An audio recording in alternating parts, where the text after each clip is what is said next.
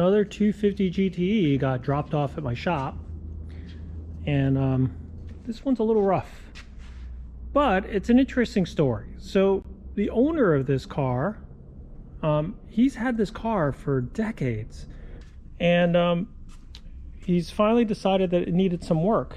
The exhaust on it, he had taken it, I'm not sure who worked on it, but I think it's in the New York area. I'm not really sure of what shops have worked on it, but it's just kind of maintained through the years. This car showed up a couple years ago over at Mark Barton's shop. He wanted to get some floor pan worked on it because he had bought an exhaust system, and the shop that had put it on there kind of did not a great job. It was hanging a little low, and the reason is because they really did a number on the floor pans. And let me show you what there was. What happened was they hung this new exhaust system. It's a system that was made by Stebro, evidently, because there's stickers on here that say it. But what's interesting is Stebro hasn't been around for, I don't know, at least 5, maybe even 10 years. They went out of business. They were a Canadian company that was making ANSA copy exhausts. This one evidently looks like it was done in, 304 stainless, or maybe even 409 stainless. But anyway, it's kind of wrong because it kind of is a little bit too far out. Look how far out on the rocker it is. And this pipe here is all bent, so I don't know what's going on. I think it's also put too much stress here, and it's cracked the header. So I'm gonna have to figure all that out. But what they did was, before this exhaust was put in, someone had been in this car and just added, like tacked on pieces of metal on the floor pans, because the floor pans were so rotted. Like if you look over here, like this is the shape of the inner rocker, and this whole outer rocker, or I mean this whole substructure, like look at the tacks, like this just held in place by like teeny tiny little tacks. They jammed in support and then put a sheet metal something or other here, and then on top of that they put another layer on top of that. So then by the time you put the exhaust in, which was basically another lowered it even further, it was so low to the ground that it was like, I'm surprised it didn't get ripped off. There's a couple other things that are wrong here.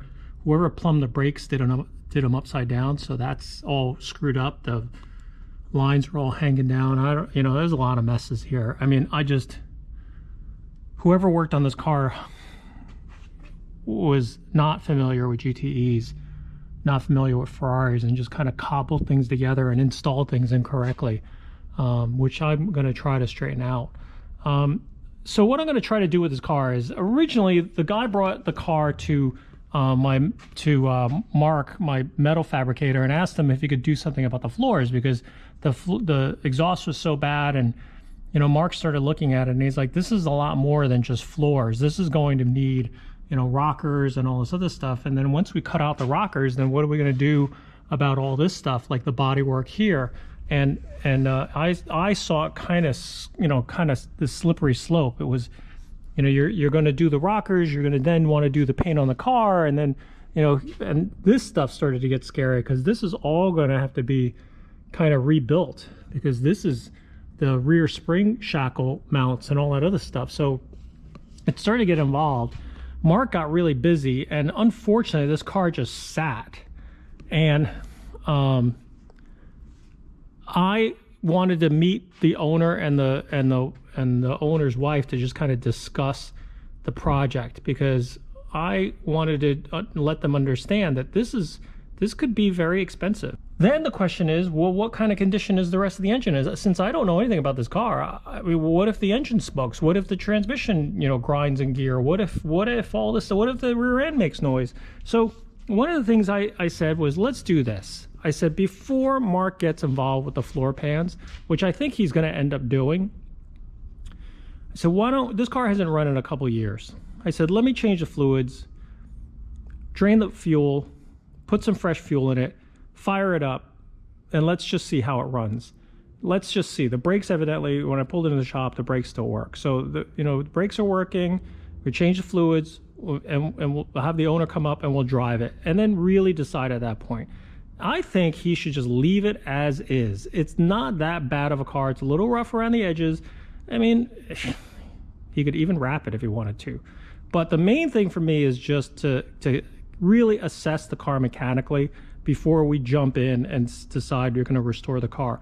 Now, some people may want to restore the car and do a full-blown restoration. I mean, there's nothing wrong with doing something like that, like I have here. But I just want the owner to go into it eyes open, understanding what he's about to get into, because it's a very slippery slope, and you have to be prepared to spend that kind of money.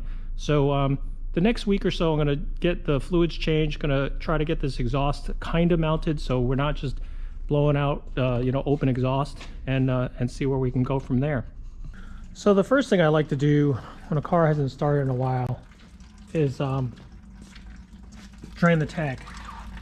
And it's draining out slowly. I'm going to take the cap off and see if it helps lessen the vacuum, and it might come pouring out. I have no idea how much gas is in this car. So pull this off. Yep, you can hear it running a little faster. I don't know how much, but I got 2 buckets here, so I got 5 gallons each. I'm gonna go grab the other one, get it ready to slide into place. Maybe I can get, hopefully it's less than half a tank full of gas.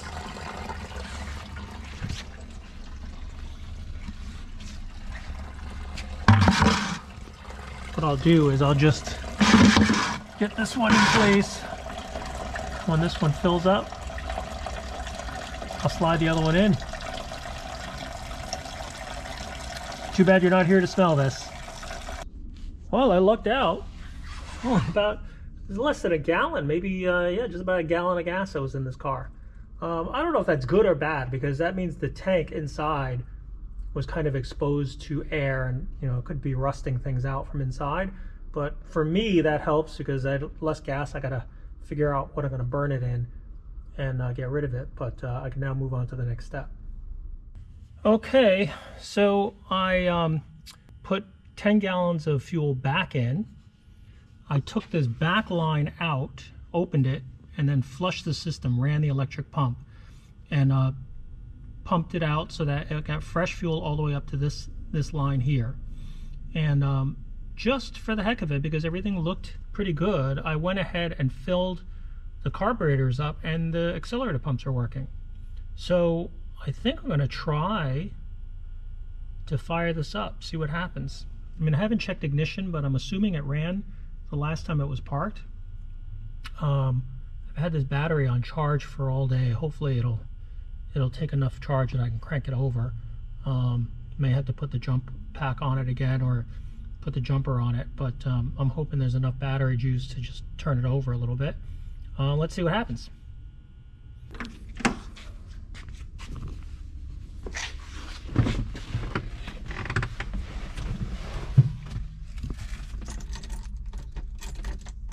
This ignition key is a little wonky. Okay, a couple pumps. Some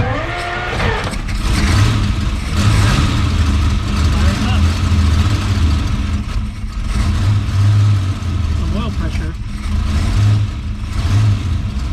Oil pressure building.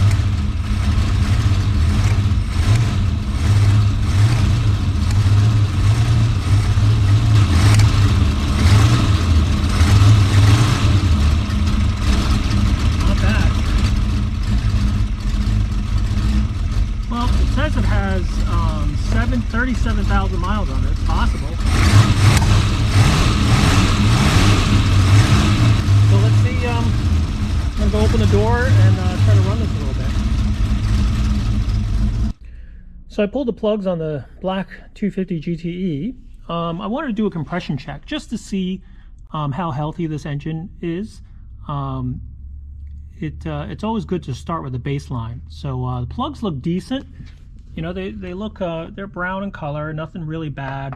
There was one here with a slight lean issue, but I don't think that's a big deal. I mean, they all have, they're not a lot of mileage on the car, so I'm not going to jump to conclusions, but like I said, the plugs look decent.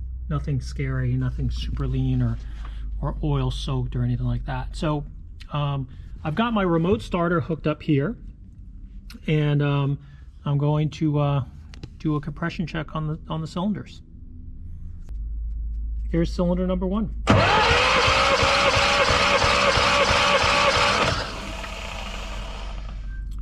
150. Cylinder number 2.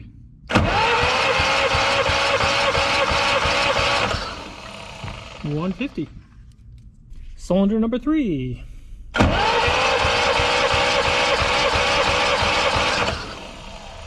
150. Cylinder number 4.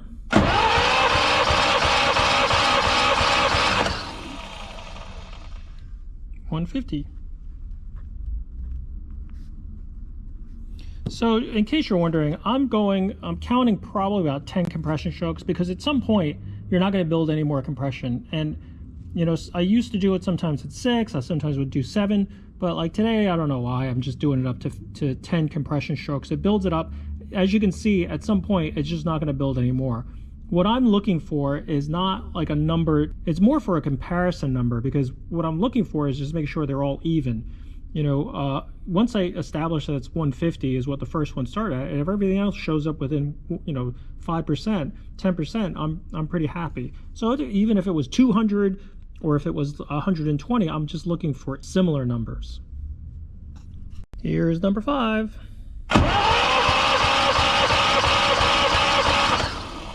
150. Number 6.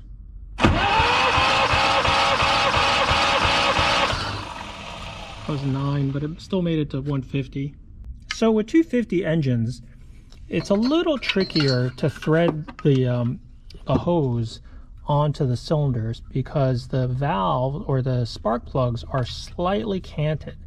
So when you're threading it, you have to remember to kind of go in at an angle. The 330s and all the other engines after this 250 engine, they're all parallel or perpendicular to the block, so it's really easy to thread, you know, the either a spark plug or a compression fitting on there. But you just have to remember that you can see that, I don't know if you could see that, but the it's just slightly at an angle. This is number 7.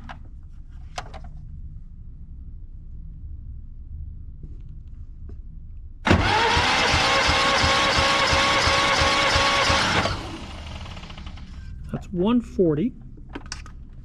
Number 8.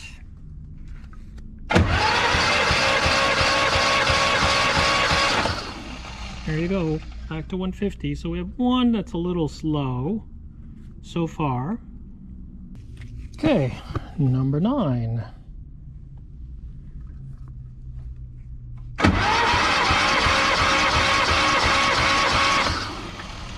$145.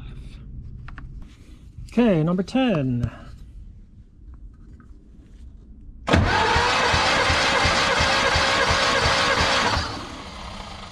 That was 135. Let's try this one more time, just to make sure.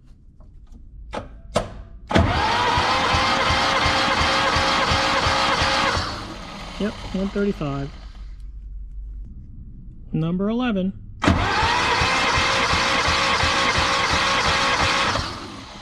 150.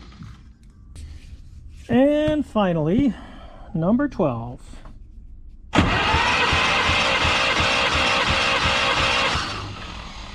140. About 140, just a tick over 140. I would say 141, 142, but it doesn't really matter. All right, so there you go. 12 cylinders. We have decent numbers, 150s on one side, and then 140s with the lowest of 135. Not bad. Also, just so you know, Ferraris go 1, 2, 3, 4, 5, 6, and then come back this way, 7, 8, 9, 10, 11, 12. So I just always do it in that order. If you've never worked on a Ferrari, a lot of people count them 1, 2, 3, 4, like a V8, 5, 6, 7, 8. And so when they're labeling stuff, I always do it the same way Ferrari does it, which is front to back, on the passenger side of the engine, and then come back around where it's 7, 8, 9, 10, 11, 12. So that way it's always correct to Ferrari, and that way when you're reading numbers, those are the cylinders, so we know which ones are which.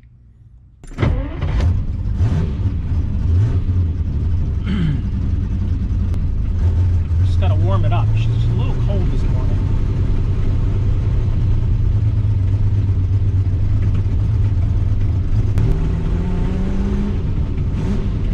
Carburetors are a little bulky.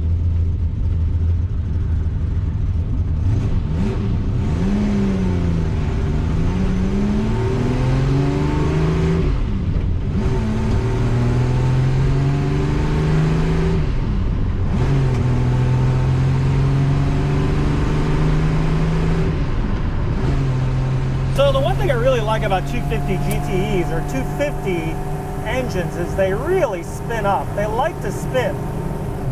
Oh, look at that, the overdrive works. A little sticky. But anyway, the 250 engine is always a little rev happy. So I always like that about these cars.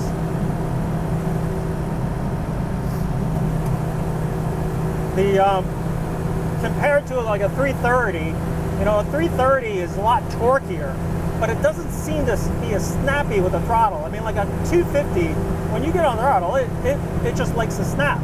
You know, it pops up in revs really quickly. But when you compare the crankshafts of a 250 compared to a 330, you can start to see why. I mean, a 330 crank is significantly beefier than a 250 crankshaft. So I'm not surprised when you have such different throttle response. This car is a little crusty around the edges, and even though we need to do all the floor pans and all that other stuff, I still feel like we need to think hard about whether or not we should do the rest of the car.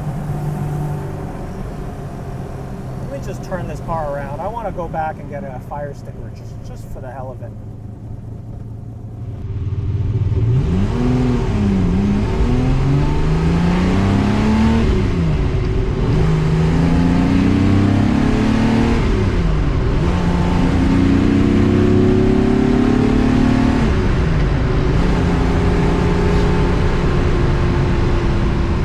You know, it's one of those things that I'd like to get in a habit of doing. I'm always jumping in one car after another, and forget whether or not I always want to have a fire extinguisher in a car when I take it out for a test drive. And every once in a while, you're moving cars, you're moving fire extinguishers, and all of a sudden you realize, hey, I just left the shop without one. So I just want to go back and get one just to be safe. You know, the last thing you want to do is lose a car because you had a little bit of a fire. Trust me, I've been in car fires before. It's not a pleasant thought when you're on fire and you don't have something to put it out with. So anyway, this car was brought to me through, the guy found us, Mark and I, and wanted to get the floor pans done. And as we started to look at the car and talk to the owner, and I really felt like I wanted to talk him out of redoing the whole car. And here's my case. I mean, it's my business. Like, my business is to restore cars, work on them. You know, why would I tell him not to do this stuff? I mean, this is work. But at the same time, I don't want to have to restore a car and then have the guy pay me for it because it costs so much money. I want people that will go into this thing with eyes open. And as I'm listening to the guy and recognizing that he wants to have his old car and drive it.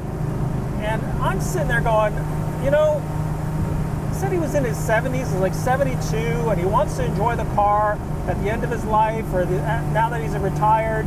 And all these things, I was like, you don't want to put this car away for like 3 or 4 years to restore it, you know, because in 3 or 4 years from now, what kind of condition are you going to be in to want to drive the car anymore? So I kind of was like, are you sure you want to do it? And, you know, when I kind of talk about realistic numbers on doing all this work, his wife was kind of like, that's more money than I was expecting. And I was like, well, that's the cost of doing these cars. So I kind of felt was, let's first put this car, get the things that have to be done to make it safe. Like right now, these floors and the substructure and all that other stuff is a little sketchy. I could definitely, when I put it on the lift, I could feel the chassis flexing a little bit, which is probably not a good thing. You know, is definitely not a good thing. But I think once you get that fixed, you know, this car could actually be an enjoyable driver. I mean, right now, it's got a few things that could be addressed. It's sagging on one side. Could use a decent interior, you know, all that stuff. So what I wanted to do was at least get this car on the road, drive it a little bit. It's been a couple years, and then really assess it and decide what we want to do with it. I mean, if he were to strip the paint off of this car and then he were to do it the right way, which I kind of feel like if you're going to do it, you got to do it all the way. You can't just do it halfway, because the problem I see with Ferraris is that, you know, when they're time to sell, you're not going to get full price when you don't do the paint right, when you don't do the chrome right, when you don't do the interior right. And all of a sudden, you know, like some of these guys bought these cars for like $40,000, and then all of a sudden the car prices go to $100,000, $200,000, $300,000. But when they had it for $40,000, they would do the interior incorrectly, or they would paint it like really crappily from like a local painter or something like that. And all of a sudden they're trying to get like top dollar for the car, and they're not, simply because they didn't spend the money that they should have, you know.